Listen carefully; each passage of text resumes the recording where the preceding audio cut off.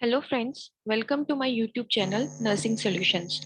तो आज हम डिस्कस करने जा रहे हैं fluid calculation for the burn patients. जैसे कि हमें पता है कि जो बर्न पेशेंट होता है उसमें जो फ्लूइड हमने देना है वो कितना देना है, कैसे देना है, कौन सा फॉर्मूला हमने कैलकुलेट करना है, और सबसे पहले कि हमने जो बर्न सरफेस एरिया है उसको कैसे कैलकुलेट करेंगे। तो इसलिए जो फ्लूइड रिससिटेशन थेरेपी होती है फॉर द बर्न पेशेंट वो एक बहुत ही इम्पोर्टेंट स्टेप है, और वी कैन से बहुत ही इम्पोर्टेंट है for the competitive nursing exams. And काफी बार कई एग्जाम्स में फॉर्मूला पूछा जाता है, जो सिंपली वो कोई भी आपको क्वेश्चन देंगे जिसमें कि आपको कैलकुलेट करना है कि हमने पेशेंट को कितना फ्लूइड देना है। एंड इसके अलावा जो हमारा total body surface area burn जो हम कैलकुलेट करते हैं by the help of rule of 9, वो भी बहुत ही इंपॉर्टेंट है। ठीक है, उसके रिगार्डिंग भी बहुत सारे क्वेश्चंस आते हैं, तो ये हम आगे वन बाय वन डिस्कस करेंगे। सो बेसिकली इसमें हम पार्कलैंड फॉर्मूला यूज कर रहे हैं, बिकॉज जो पार्कलैंड बर्न फॉर्मूला है वो बहुत ही कॉमनेस्ट फॉर्मूला है एंड इजिएस्ट फॉर्मूला है for calculating the burn fluid to be given to a burn patient. And इसमें क्या है कि जो अगर हम बाकी फॉर्मूलाज देखते हैं like Brooks formula and Evans formula, उसमें हमने पेशेंट को क्रिस्टलॉइड भी देना है एंड कोलॉइड भी देना है।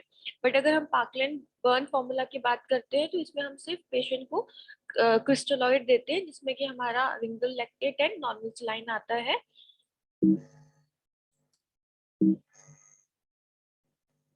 सो पार्कलैंड फॉर्मूला क्या है कि it is a calculation used to calculate the total volume of fluids that a patient is going to need about 24 hours after receiving a severe burn।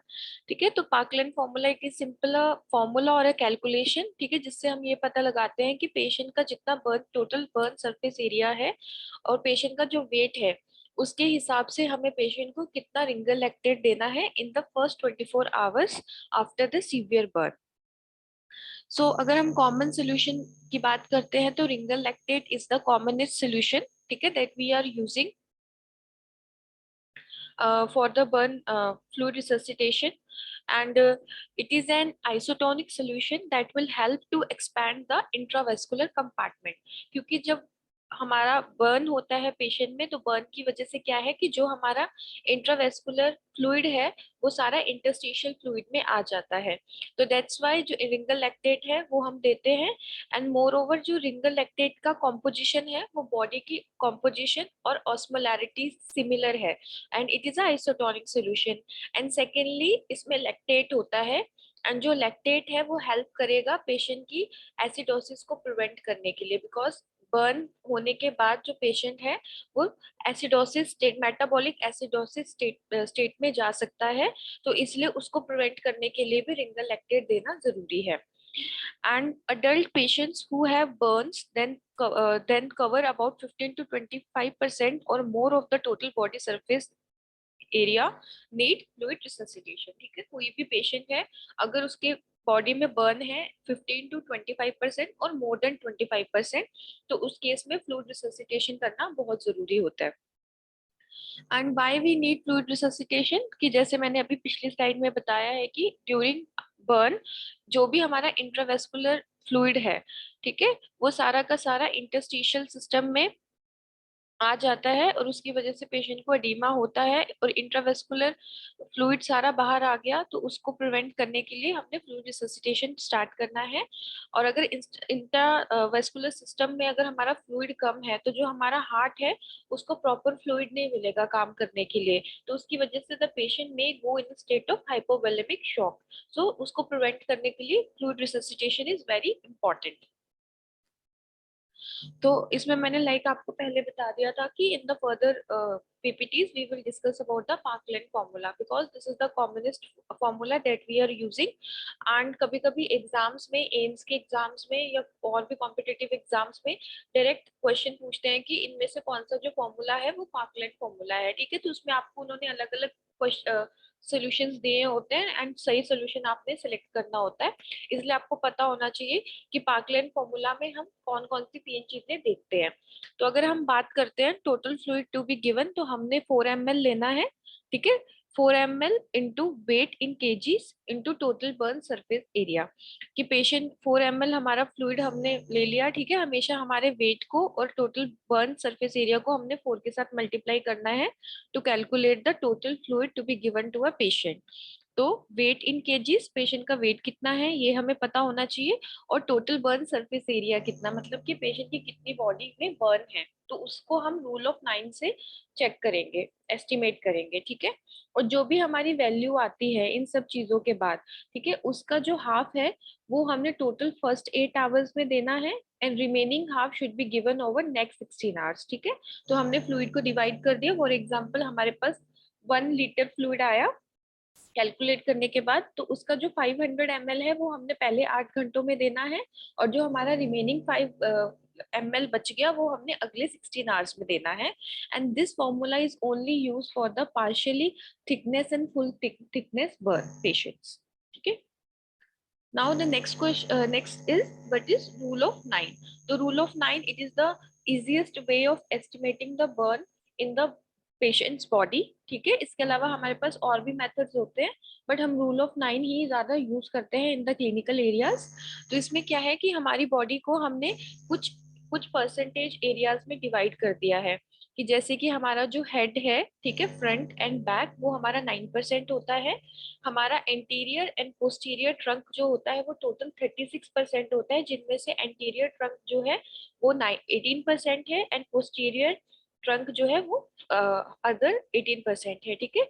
Now the full arm, ठीक है, full arm right and left consist of 9%। And इसके बाद हमारी जो extremities रह गई, lower extremities, ठीक है, इनका सरफेस एरिया हमारी आर्म से ज्यादा होता है, तो it is again 18%, 18% for each leg and 1% for the private area, ठीक है।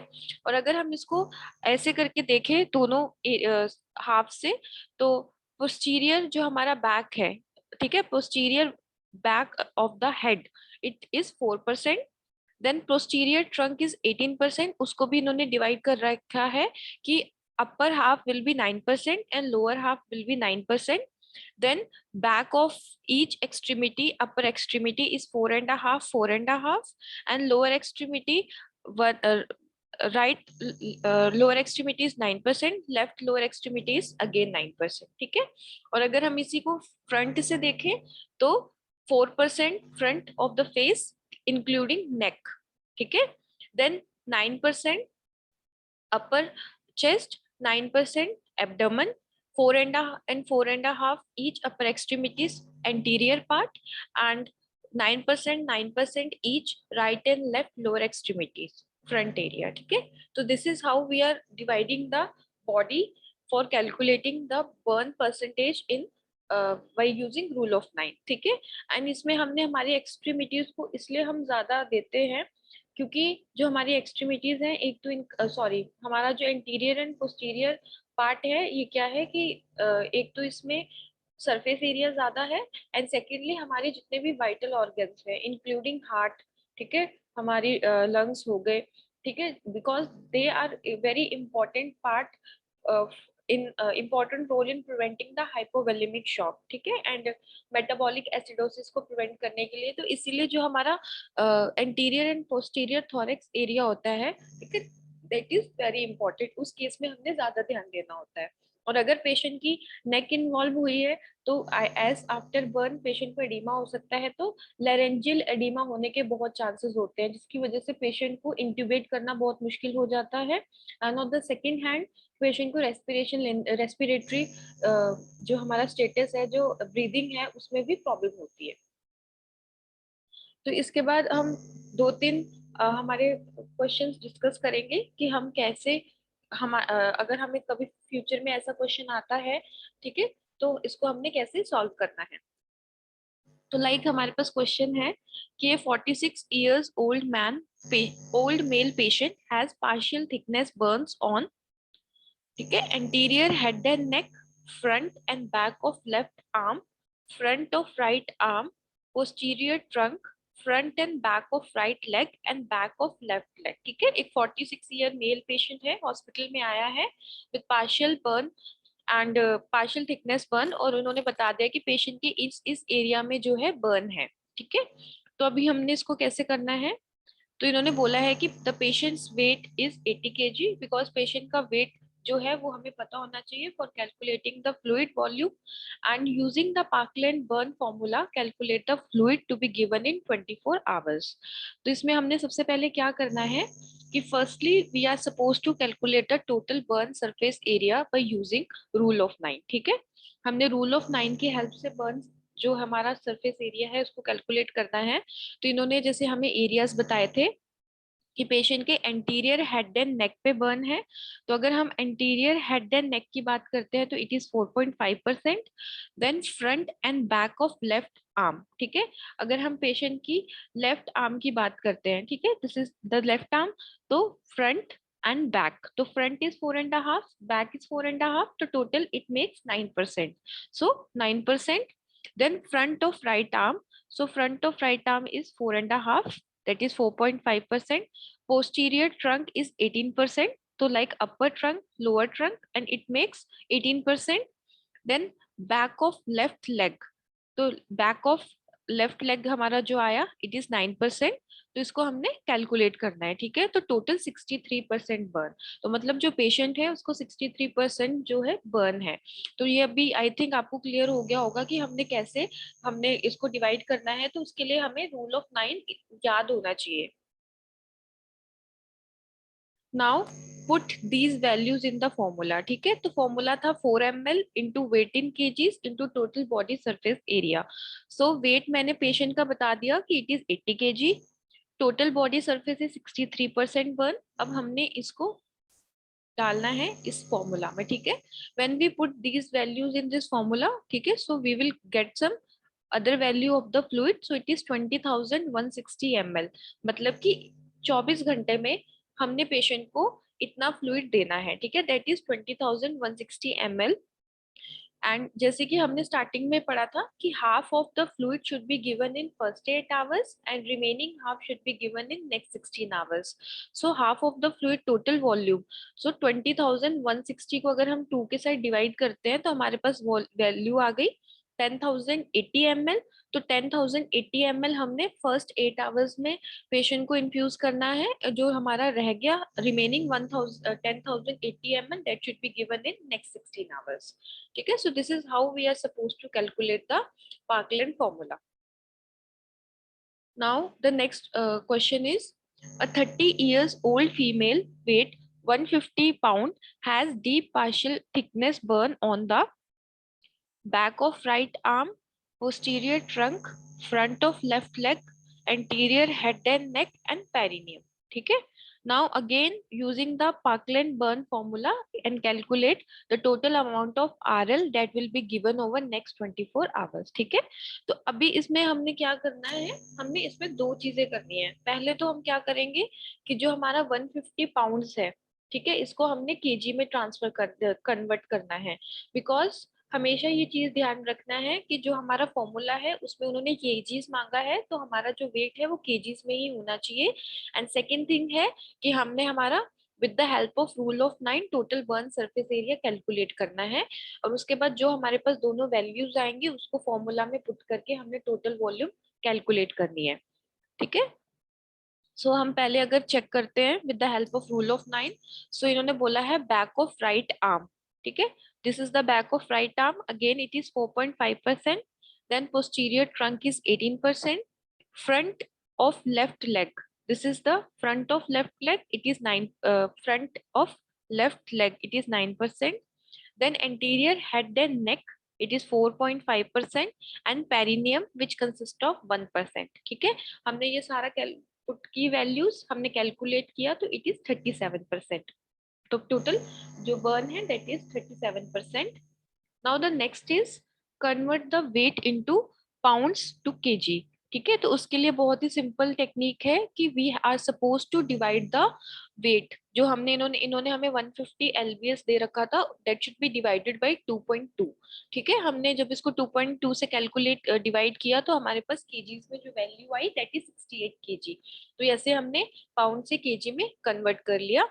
Now put these values into the formula. So 4 into 37 is the total burn surface area into weight of the patient, that is 68 kg. तो हमारे पास जो आया that is 10,064 ml. ठीक है, इतना हमने पेशेंट को 24 आवर्स में फ्लूइड देना है. सो अगेन 10,064 ml का जो हाफ होगा that it should be divided by 2, that will be 5,032. ठीक है, that amount should be given in first 8 hours and remaining should be given in next 16 hours. Now the next question is, a 30-year-old female patient has deep partial thickness burn on the front and back of the right and left leg, front of the right arm, anterior trunk, and the patient weight is 63 kg. And using the Parkland burn formula, what is the flow rate during the first 8 hours based on the total you calculated? अब इसमें क्या है कि आपने पहले तो rule of 9 से calculate करना है कि टोटल बर्न सरफेस एरिया कितना था. सेकेंड, हमने पार्कलैंड फॉर्मूला से कैलकुलेट करना है कि कितना फ्लूइड जाना चाहिए. उसके बाद फर्दर हमने कैलकुलेट करना है कि 8 आवर्स में कितना फ्लूइड जाना चाहिए एंड वो भी हर आवर में कितने ml जाना चाहिए. ठीक है, so again by using this rule of 9 we have calculated कि front and back of right and left make 36%, क्योंकि हमारी एक जो एक्सट्रीमिटी है lower extremity, front and back makes 18% of the burn, तो दोनों फ्रंट एंड बैक है तो 36% हो गया. Then front of the right arm is 4.5%, anterior trunk is 18%, so total 58.5% जो body surface burn है पेशेंट को. उसके बाद हमने क्या किया कि all the value should be put into the formula. So 4 ml into the total body burn surface area into the weight of the patient. So weight of the patient was 63.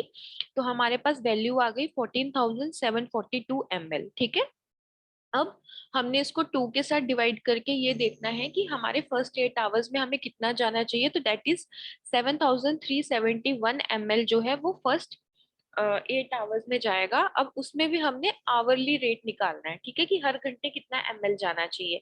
तो कुछ नहीं है इसमें, जस्ट सिंपली जो हमारे पास 8 आया है, sorry जो हमारे पास 8 आवर्स का फ्लूइड आया है that should B divided by 8. ठीक है, हमने 7,371 ml को 8 के साथ डिवाइड कर देना है, तो that will be the 921 ml per hour.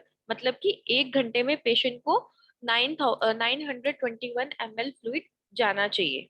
ठीक है, और यही अगर हमने नेक्स्ट 16 आवर्स का निकालना है तो डेट विल बी कि हमने 7,371 को 16 के साथ डिवाइड करना है, तो डेट विल बी 460.6 ml. ठीक है, तो मतलब 461 ml पर आवर हमारा जाना चाहिए, जो कि हम ड्रॉप फैक्टर से कैलकुलेट कर सकते हैं कि हमने कितना ड्रॉप फैक्टर सेट करना है कि हमारा 921 ml जो है वो एक आवर में खत्म हो जाए. ठीक है, so this is all about the Parkland burn formula. और अगर आपको आज की वीडियो अच्छी लगी है तो kindly like, comment, share and subscribe my channel. And अगर किसी को भी इसके रिगार्डिंग कोई भी डाउट है तो they can message, comment in the comment section.